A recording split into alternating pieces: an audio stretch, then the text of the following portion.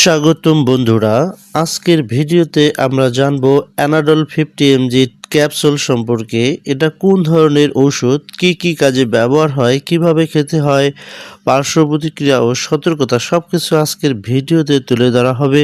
তাই ভিডিওটি শেষ পর্যন্ত দেখতে থাকুন। প্রথমে আমরা জানব অ্যানাডল কি। অ্যানাডল হলো একটি পেইন কিলার বা ব্যথানাশক ঔষধ। এর মূল উপাদান হলো ট্রামাডল হাইড্রোক্লোরাইড 50 মিলিগ্রাম। এটি মাঝারি থেকে তীব্র ব্যথা কমাতে ব্যবহার করা হয়। ক্যাপসুলটি প্রস্তুত করেছে স্কয়ার ফার্মাসিউটিক্যাল লিমিটেড বাংলাদেশ এবং প্রতিটা ক্যাপসুলের দাম হচ্ছে মাত্র 20 টাকা করে। এবার আমরা জানবো কোন কোন রোগের ক্ষেত্রে অ্যানাডল ট্যাবলেটটি বা ক্যাপসুলটি ডক্টররা দিয়ে থাকেন। এই ওষুধটি সাধারণত ব্যবহার হয় অপারেশন এর পরে ব্যথা, দাঁতের তীব্র ব্যথা, দুর্ঘটনা বা আঘাতের ব্যথা সারাতে। এছাড়া ক্যান্সারজনিত ব্যথা, কোমর ও হাঁটু বা জয়েন্টে তীব্র ব্যথা, এছাড়াও দীর্ঘমেয়াদী ব্যথা। অবশ্যই ডাক্তারের পরামর্শক্রমে এই ক্যাপসুলটি খেতে হবে। ডাক্তারের পরামর্শ ছাড়া এই ওষুধটি গ্রহণ করা ঠিক নয়। কিভাবে কাজ করে? অ্যানাডল আমাদের মস্তিষ্ক ও স্নায়ুতন্ত্রে কাজ করে এবং ব্যথার সংকেতকে দুর্বল করে দেয়, ফলে ব্যথা অনেকটাই কম অনুভূত হয়ে থাকে।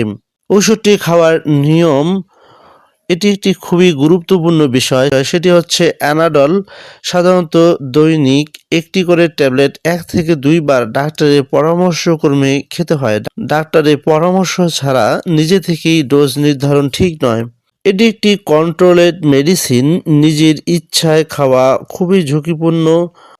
বন্ধুরা, এবার আমরা জানবো গর্ভাবস্থায় এবং স্তন্যদানকালে অ্যানাডল এর ব্যবহার। গর্ভাবস্থায় অ্যানাডল ব্যবহার করা সাধারণত নিরাপদ নয়, বিশেষ করে গর্ভাবস্থার শেষ 3 মাসে, তৃতীয় ট্রাইমেস্টার এবং দীর্ঘদিন বা বেশি মাত্রায়, কারণ শিশুর শ্বাসকষ্ট হতে পারে। জন্মের পর শিশুর মধ্যে উইথড্রয়াল সিমটমস দেখা দিতে পারে, শিশুর উপর স্নায়বিক প্রভাব ফেলতে পারে। শুধুমাত্র খুব জরুরি হলে এবং ডাক্তারের সরাসরি পরামর্শে সীমিত সময়ের জন্য ব্যবহার করা যেতে পারে। স্তন্যদানকালে অর্থাৎ বুকের দুধ খাওয়ানোর সময় এর ব্যবহার। স্তন্যদানকালে অ্যানাডল ব্যবহারে ঝুঁকিপূর্ণ, কারণ ট্রামাডল অল্প পরিমাণ হলেও মায়ের দুধের মাধ্যমে শিশুর শরীরে যেতে পারে। শিশুর মধ্যে বেশ কিছু সমস্যা, যেমন অতিরিক্ত ঘুম, শ্বাস ধীর হয়ে যাওয়া, দুর্বলতা বা খাওয়া কমে যেতে পারে। তাই নিয়মিত বা দীর্ঘদিন ব্যবহার করা উচিত নয়। একান্ত প্রয়োজন হলে ডাক্তারের পরামর্শে খুব স্বল্প সময়ে ব্যবহার করা যেতে পারে।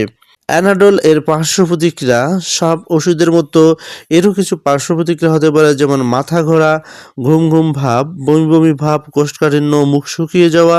দীর্ঘদিন খেলে অভ্যাস বা আসক্তি তৈরি হতে পারে। তাই অ্যানাডল ব্যবহারের আগে অবশ্যই ডাক্তারের সাথে পরামর্শ করে নেওয়া উচিত। কারা কারা অ্যানাডল ক্যাপসুলটি খাবেন না?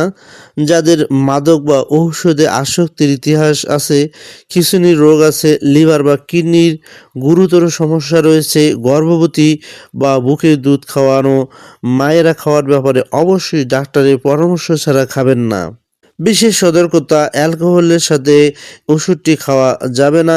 এছাড়াও যারা গাড়ি চালান তারা খাওয়ার ব্যাপারে সতর্ক থাকবেন এবং শিশুদের নাগালের বাইরে রাখবেন। বন্ধুরা, অ্যানাডল একটি শক্তিশালী ব্যথানাশক ঔষধ।